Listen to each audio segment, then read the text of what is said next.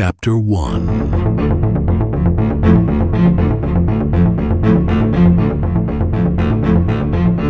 Mind the Gap.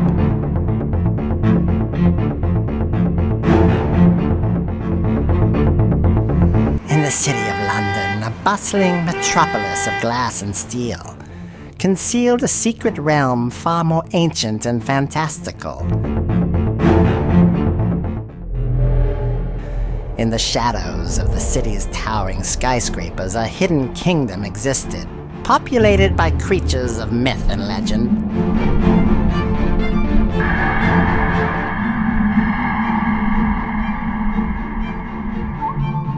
The Fae, slender and ethereal, danced through the parks and gardens, their laughter carried on the wind.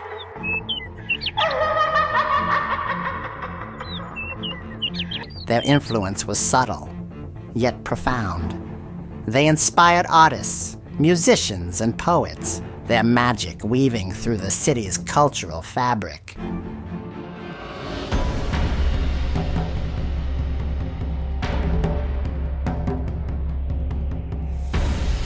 But their power extended beyond the realm of the arts. They whispered secrets to politicians, swaying the course of the nation.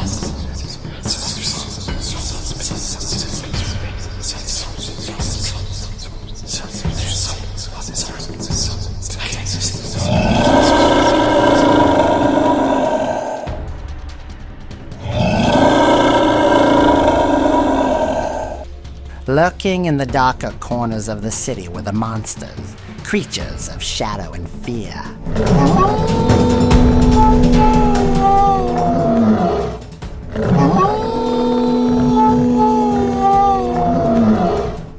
They were not always monstrous in appearance. Some took the form of ordinary people, their true nature concealed beneath a veneer of civility. These creatures wielded a sinister power, manipulating the lives of mortals for their own nefarious purposes. The Fae and the monsters were locked in an eternal struggle for control of London.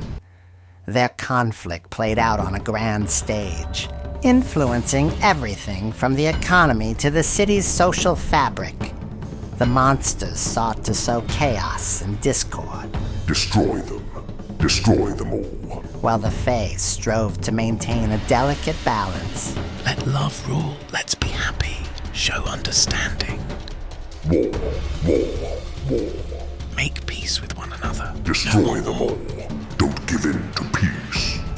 Make peace with one another. No more war.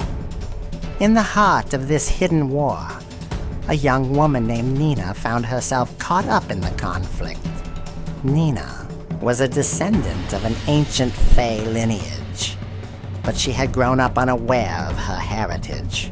As she began to discover her true nature, she became a pawn in the deadly game between the Fae and the monsters.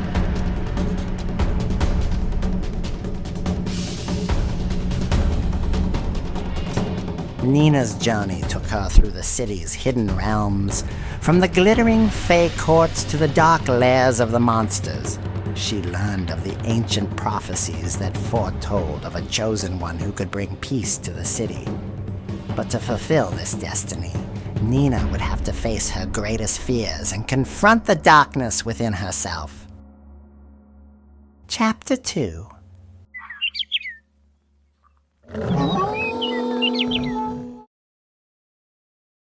Nina's Awakening. London always had a way of making Nina feel small.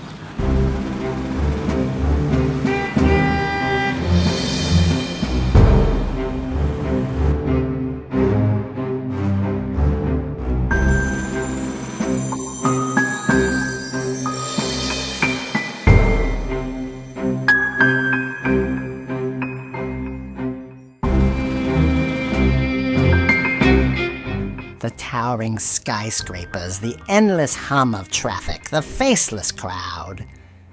In this city, Nina had always felt a sense of disconnection, as if she didn't quite belong in the mundane world of human existence.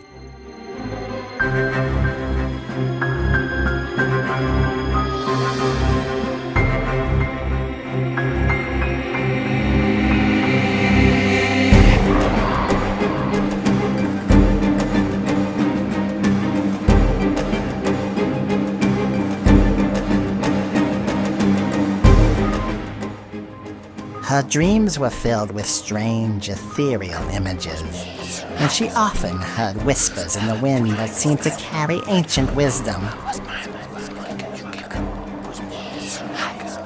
All of it pressed down on Nina as she navigated the streets, her steps quick and purposeful.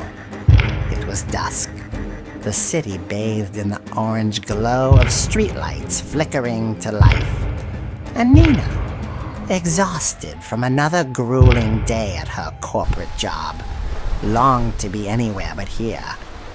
The weight of the day clung to her, heavy as the briefcase in her hand.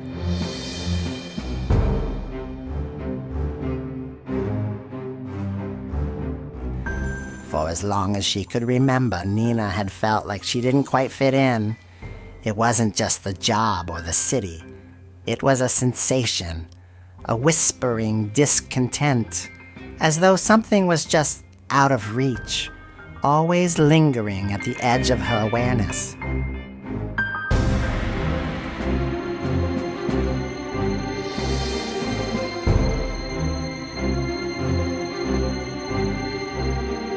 There were moments, fleeting as shadows, when she'd feel the hairs on her neck rise as if someone was watching her, yet she'd turn to find no one, just the city, with its restless energy.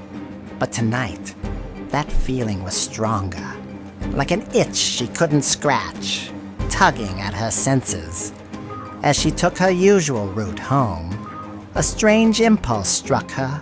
She veered off the main road and into a narrow alley, a shortcut through the financial district that she'd never taken before.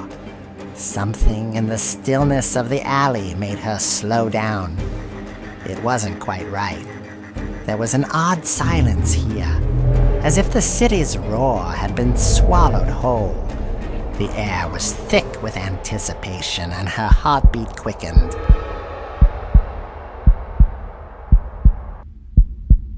That's when she saw it. Tucked between two imposing office buildings was an unmarked door, wooden and weathered, barely noticeable unless you were looking for it. Nina wasn't sure why it caught her eye, but once she'd seen it, she couldn't look away. The feeling was stronger now, the invisible pull urging her closer. She hesitated, rationality whispering that she should turn back, but then the shadows at the edge of her vision fluttered, dancing like black moths, and a soft voice like wind through leaves called her name. Nina. Nina. It wasn't loud or menacing, but it was unmistakable. Nina. Nina. Her hand moved almost of its own accord, reaching for the brass handle of the door. The cool metal sent a shiver through her, but she pressed down, and the door creaked open with surprising ease.